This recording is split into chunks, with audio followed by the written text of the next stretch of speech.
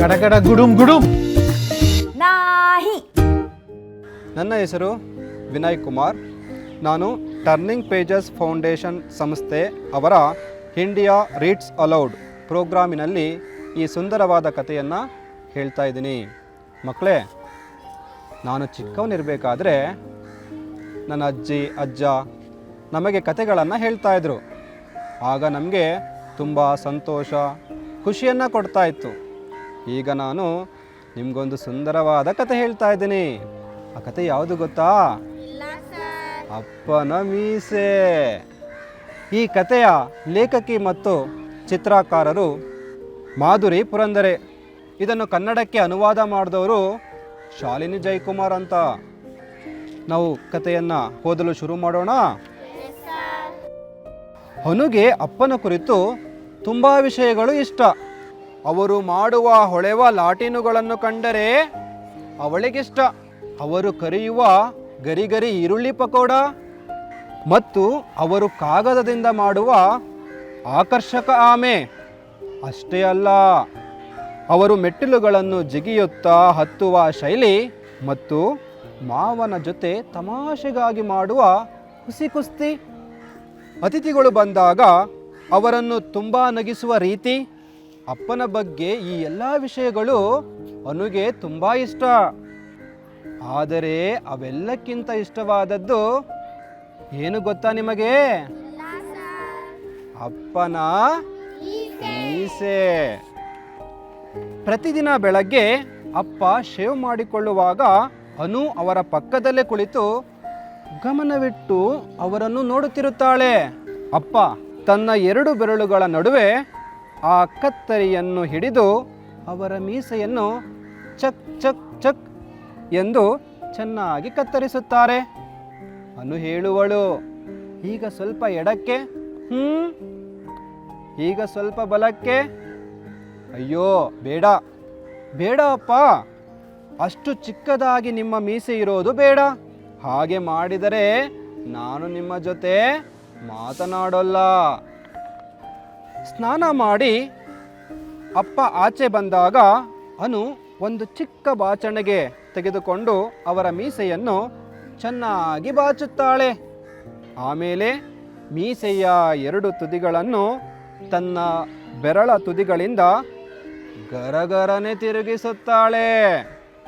ಆಗ ಅಪ್ಪನ ಮೀಸೆ ಸೊಕ್ಕಿನಿಂದ ಸೆಟೆದು ನಿಲ್ಲುವುದು.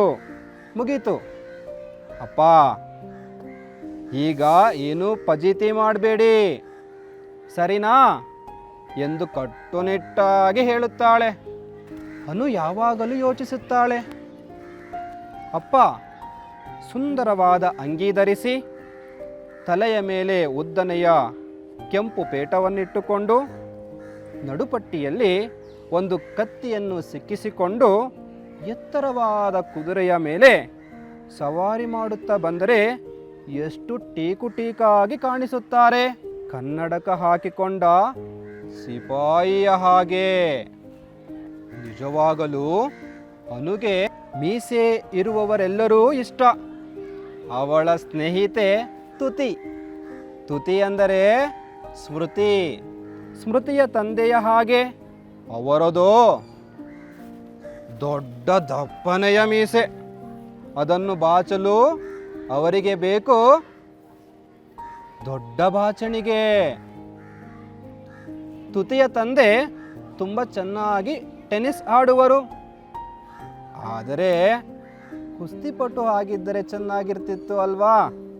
ಅವರು ಸುರುಳಿ ಸುತ್ತಿ ಹೆಣೆದ ಪೇಟವನ್ನು ತಲೆಗೆ ಧರಿಸಿಕೊಂಡು ಭುಜದ ಮೇಲೆ ಒಂದು ಗದೆಯನ್ನು ಎತ್ತಿಕೊಂಡರೆ ತುಂಬ ಅದ್ಭುತವಾಗಿ ಕಾಣುತ್ತಾರೆ. ಸಾಹಿಲ್ನ ತಂದೆಗೆ ಪೆನ್ಸಿಲ್ನಿಂದ ಬರೆದಂತಹ ಸಣ್ಣ ಸಣ್ಣದಾದ ಮೀಸೆ. ಅದನ್ನು ಅಷ್ಟು ಸಣ್ಣದಾಗಿ ಹೇಗಪ್ಪ ಕತ್ತರಿಸುತ್ತಾರೆ ಎಂಬುದು ಅನುವಿನ ಯೋಚನೆ. ಉದ್ದನೆಯ ಕಪ್ಪು ಟೋಪಿ, ನೀಳವಾದ ಮೇಲಂಗಿ ಮತ್ತು ಕಪ್ಪು ಕನ್ನಡಕ ಇವೆಲ್ಲವನ್ನು ಅವರು ಹಾಕಿಕೊಂಡರೆ ನಿಜವಾಗಿಯೂ ಟಿವಿಯಲ್ಲಿ ಕಳ್ಳರನ್ನು ಹಿಡಿಯಲು ಬರುವ ಪತ್ತೇದಾರರ ಹಾಗೆ ಕಾಣ್ತಾರೆ. ಆದರೆ ಪಕ್ಕದ ಮನೆಯ ತಾತನಿಗೆ ಎಲ್ಲರಿಗಿಂತಲೂ ತುಂಬ ಚೆನ್ನಾಗಿರುವ ಮೀಸೆ ಇದೆ. ಆಕಾಶದಲ್ಲಿ ದೊಡ್ಡ ಕಪ್ಪು ಬಿಳಿ ಮೋಡ ಅವರ ಮೂಗಿನ ಕೆಳಗಿರುವಂತೆ ಕಾಣುತ್ತೆ. ಮೋಡದ ಹಿಂದೆ ಅವರ ಬಾಯಿ ಮುಚ್ಚಿ ಮರೆಯಾಗಿದೆ. ತಾತನ ಬಗ್ಗೆ ತಿಳಿದುಕೊಳ್ಳಲು ಅವನಿಗೆ ತುಂಬ ಕಾತರ. ಅಲ್ಲ, ನಡುವೆ ಮೋಡ ಬಂದರೆ ಅವರು ಹೇಗೆ ಊಟ ಮಾಡುವರು? ತನ್ನ ಮೂಗಿನ ಕೆಳಗೆ ಏಕೆ ಮೀಸೆ ಬೆಳೆಯುತ್ತಿಲ್ಲವೆಂಬ ಯೋಚನೆ ಅನುಗೆ. ಪ್ರತಿದಿನ ಬೆಳಗ್ಗೆ ಅವಳು ಸಾಬೂನನ್ನು ಒದ್ದೆ ಮಾಡಿ ತುಂಬ ನೊರೆ ಬರಿಸಿಕೊಂಡು ನಮೂನೆಯ ಮೀಸೆಗಳನ್ನು ಬರೆದುಕೊಳ್ಳುವಳು. ನನ್ನ ಮೀಸೆನೇ ಸೂಪರ್ ಎನ್ನುತ್ತಾ ಅದು ತುಂಬ ಮೃದುವಾಗಿ ಬಿಳಿ ಬಣ್ಣದ್ದಾಗಿದೆ, ಎಷ್ಟು ಚೆನ್ನಾಗಿದೆ ಅಲ್ವಾ ಎಂದು ಸಂತೋಷದಿಂದ ಕೇಳುತ್ತಾಳೆ.